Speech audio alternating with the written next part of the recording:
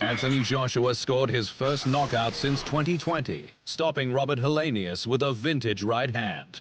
The win sets up a potential showdown with the former WBC heavyweight champ Deontay Wilder, who took out Helenius in round 1, but that didn't matter to AJ. His reputation was damaged due to the fact he was knocked out in a round. But he's a very good operator, minus that. He knows what he's doing. And as I said, in a game of chess, he was presenting certain obstacles for me to get over. While it was a good win, it wasn't the fight he wanted. Joshua was scheduled to face old rival Dillian Whyte in a rematch of their 2015 showdown. That was until Whyte tested positive for a banned substance less than a week out from the bout. Late replacements aren't ideal, but I'll tell you this is the 3rd time it's happened. A long career will present these type of obstacles, and I've just got to get used to them. So yeah, this is just another rock in my shoe towards the top of the mountain. With Whyte out, Helenius stepped in on less than 7 days' notice because he didn't have a choice. Yeah, this fight offer came to me after my fight. 5 minutes after my fight, I was going on a vacation with my family, but not anymore. Here we are. No, I've been chasing the World Championship for, I think, 15 years, and when you get this big of an opportunity, you can't let it slip. And I will give everything in my power to win this fight. At the weigh-ins, the 6'9" challenger looked a fit and healthy 250 pounds, which was to be expected for a man who fought just a week ago. AJ came in at the same weight, and he wasn't messing around. Despite being the huge favorite, he was taking it seriously. Good. Good, Dad. After a tentative start from both fighters, Helenius landed the first solid punch of the bout in round 2. It barely woke up AJ, and his hometown crowd at the O2 in London expressed their displeasure. It's a game of chess. When you're playing, it's interesting, it's a thinking man's sport, and from the outside, chess is a boring game. But everything I try to do, they're trying to shut down, and why am I gonna go in there and trade and from round 1? Break him down. Joshua ignored the hate, went to work and landed the finishing blow in the 7th, all according to plan.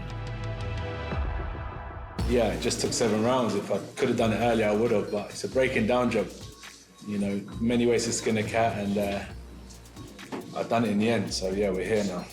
Where they are now is staring down the barrel of the biggest guns in boxing. AJ wants Deontay Wilder, and that's it.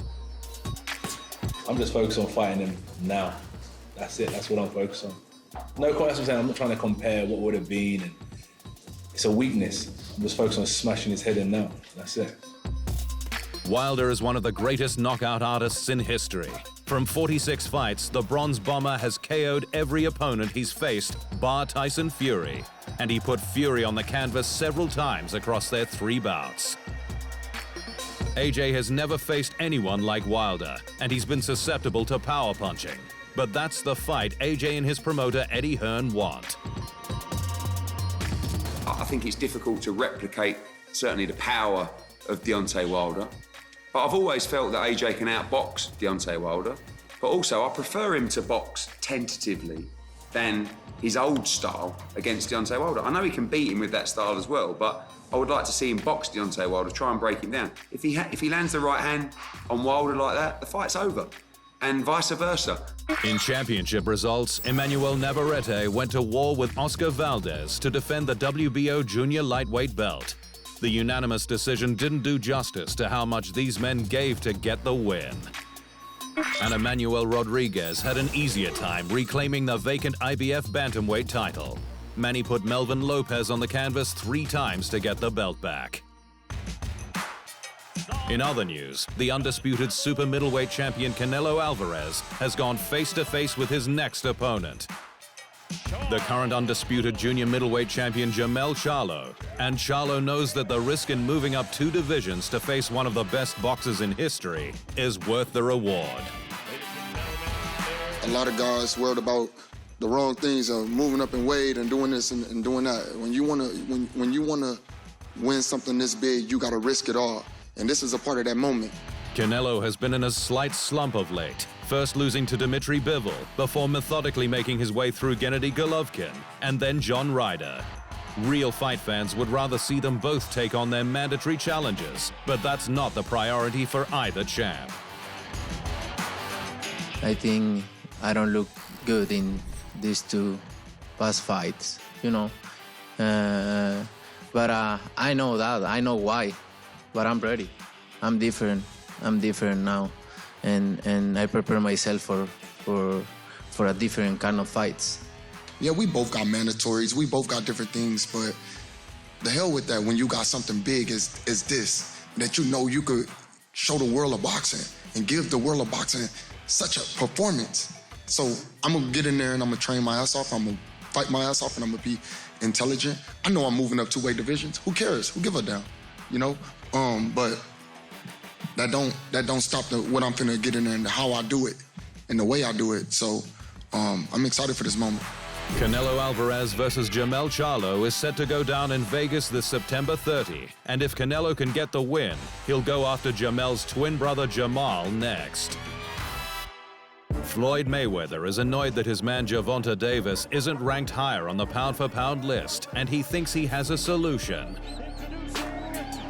The Hall of Famer wants Davis to fight Japan's Naoya Inoue, who was recently crowned the super bantamweight champion after beating Stephen Fulton. Except as Inoue's stateside promoter Bob Arum pointed out, that's not how the pound-for-pound system works. Inoue looked like a shrimp compared to Fulton. I was there, Arum said of Inoue's recent super bantamweight championship. To put him in with a junior welterweight, you gotta be stupid, and the Japanese are not stupid. Meanwhile, Davis has been called out by the other man vying for the #1 ranking, Terence Crawford. Bud recently claimed the undisputed welterweight title with a career-defining performance against Errol Spence Jr., and he was contemplating a move up to junior middleweight for their possible rematch. If Davis was willing to move up, though, Crawford will take that fight for several million good reasons. If he thinks he's going to knock Terence Crawford out, he has another thing coming. I'd stay at welterweight for him, said Crawford, but there's a catch. That's a big money fight, but nobody's going to give me credit. Tank's like 5'5". He's a little guy. Thanks for watching. And remember, if you want more fight sports in your life, just hit the subscribe button.